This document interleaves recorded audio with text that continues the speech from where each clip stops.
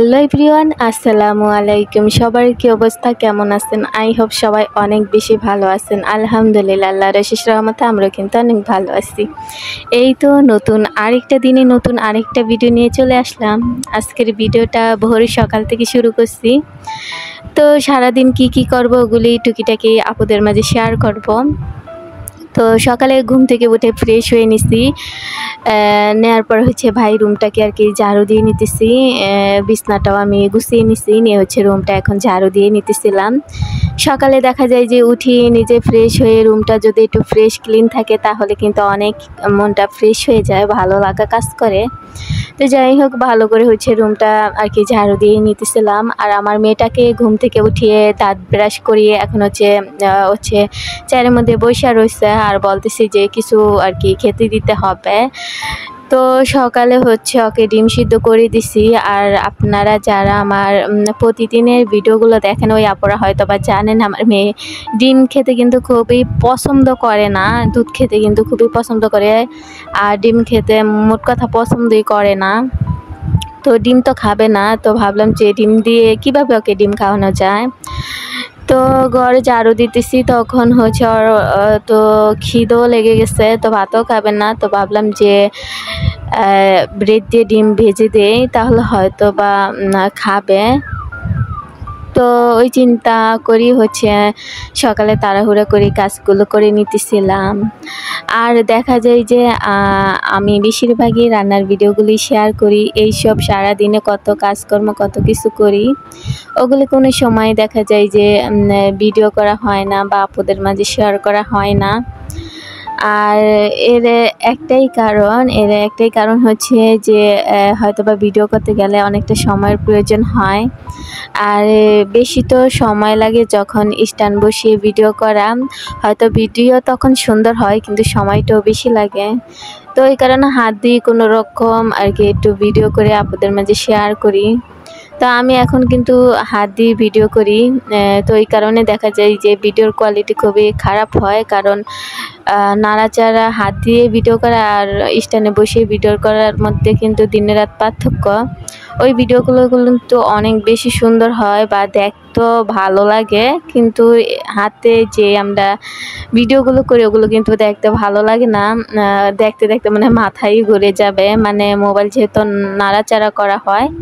তো এই কারণেই দেখা যায় যে এই অবস্থা আর কি, ভিডিও ভালো হয় না।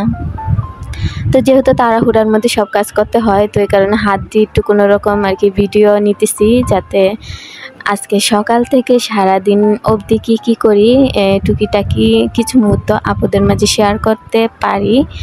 কারণ আমি বেশিরভাগই দেখা যায় যে রান্নার ভিডিওগুলি শেয়ার করি, এর বাড়তি যে আরও কত কাজকর্ম করি ওগুলো কোনো কিছু ভিডিও নেই না বা আপুদের মাঝে শেয়ার করা হয় না।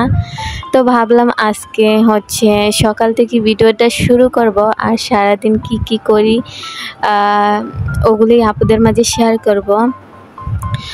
তো ধৈর্য ধরে প্লিজ আপুরা, আজকের ভিডিওটা হয়তো বা তুলনামূলক একটু বড় হতে পারে, যেহেতু সারা দিনে টুকিটাকি সব মুহূর্তগুলো একটু করে শেয়ার করব। তো ধৈর্য ধরে ভিডিওটা দেখতে থাকেন, অবশ্যই ভিডিওর কোনো না কোনো অংশ আপনার ভালো লেগে যেতে পারে। তো এই তো এখানে বললাম না যে মেয়েকে রুমটা পরিষ্কার করে এখন হচ্ছে মেয়েটাকে ব্রেড ভেজে দেবো ডিম দিয়ে। হয়তো এমনিতে ডিম আর কি পছন্দ করে না, তো ব্রেড দিয়ে ভেজে দিলে হয়তো বা মজা করে খায় বা ভালো লাগে ওর কাছে, তখন আবার পছন্দ করে। তো এই তো ব্রেড দিয়ে হচ্ছে ডিম দিয়ে ভেজে দেব। আর এই খাবে সকালে, তো 2টা ব্রেড খালি যথেষ্ট, খেয়ে একটু পানি খেবে। খাওয়ার পরে কলা আগে খুবই পছন্দ করত, কিন্তু এখন কলাটাও তেমন পছন্দ করে না, জানি না বড় হইতেছে আর ওর খাওয়ার পরিমাণ খুবই কমতেছে। তো ব্রেডগুলো আমি ভেজে নিতেছিলাম আর আমার মেয়ে হচ্ছে চেয়ার থেকে নেমে আমার কাছে এসে আর কি দেখতেছি যে আম্মু তুমি কি রান্না করো। তো আমি বললাম যে তোমার জন্য ব্রেড ভাজি, তুমি বসে থাকো, ভাজা হলে তোমাকে নিয়ে দিয়ে আসবো। আর দেখা যায় যে সকাল সকাল আমি কিন্তু আগে খেয়ে নেই দুগা, আমার ভাতই ভালো লাগে, আমি তেমন অন্য কিছুই খেতে আমার ভালো লাগে না, শুধু ভাত ভর্তা হলেই সকালে আমার বেশি ভালো লাগে খেতে। তো যাই হোক আমি কিন্তু ভাত খেয়ে নিচ্ছি, কিন্তু আমার মেয়েটা কিছুই খায়নি। তো ওর জন্য হচ্ছে ব্রেডগুলো ভেজে নিতেছিলাম, নেওয়ার পরে ওকে দিব, দিয়ে হচ্ছে আবার দুপুরের জন্য রান্নাও করতে হবে।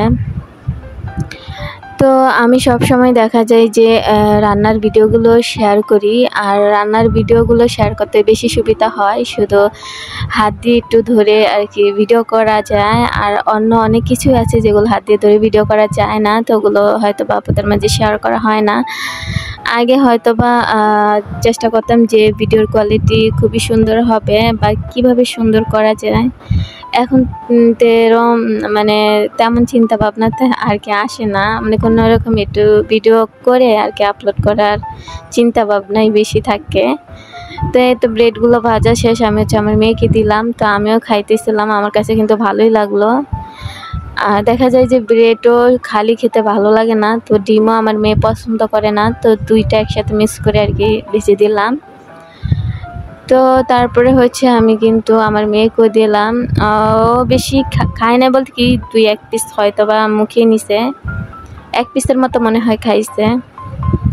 তো আমাদের খাওয়া দাওয়া শেষে হচ্ছে আবার আমি কুড়া বাছা করতে চলে গেলাম, যেহেতু রান্না করতে হবে। দেখা যায় যে কুটে বেছে পরিষ্কার করে ধুয়ে রান্না করতে বসলে অত সময়ের প্রয়োজন হয় না, অল্প সময়তে রান্নাবান্না করে ফেলা যায়। আর দেখা যায় যে এক চুলায় রান্না আপনি চুলায় বসিয়ে দিয়ে অন্য আরও কাজ করে নিতে পারবেন। তো আমি কিন্তু এটাই করি, আমি হচ্ছে কুটে বেছে পরিষ্কার করে তারপরে রুমের অন্য আরও কাজ করে নেই।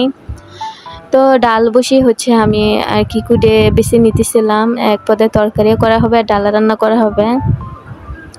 ডালটা আমি কিন্তু অনেকক্ষণ আগেই বসিয়ে দিছি, এখন ডালটা প্রায় হয়ে গেছে।